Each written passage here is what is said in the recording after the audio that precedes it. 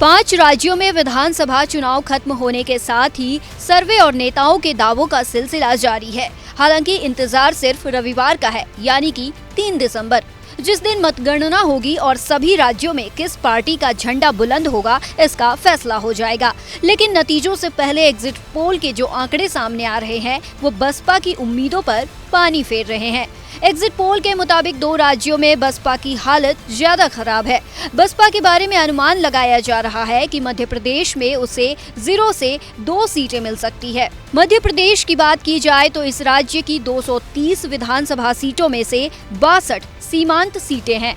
इन्हीं 62 सीमांत सीटों को सरकार गठन के लिए जरूरी माना जाता है।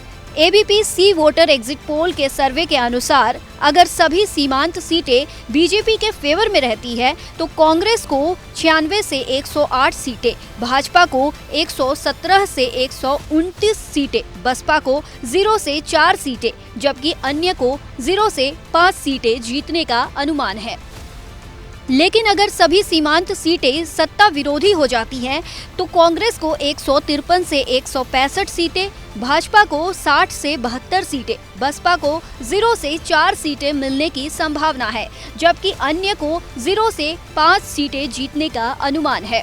मध्य प्रदेश की तरह राजस्थान में भी एग्जिट पोल के आंकड़े मायावती की पार्टी के लिए मुफीद नहीं है।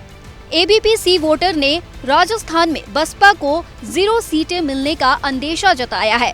इस लिहाज से देखा जाए तो दोनों ही राज्यों में चुनावी नतीजे बसपा के लिए अच्छे नहीं रहने वाले, जबकि मध्य प्रदेश में तो मायावती खुद चुनावी मैदान में प्रचार करने उतरी थी। ऐसे में एग्जिट पोल के आंकड़े अगर नतीजों में तब्दील होते हैं तो सवाल ये है कि विधानसभा चुनाव के परिणाम का असर क्या यूपी के लोकसभा चुनाव में पड़ेगा।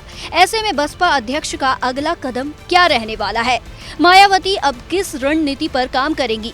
क्या कोई नई रणनीति पर मायावती अपने नेताओं के साथ मंथन करेंगी या फिर उनका प्लान कुछ और होगा?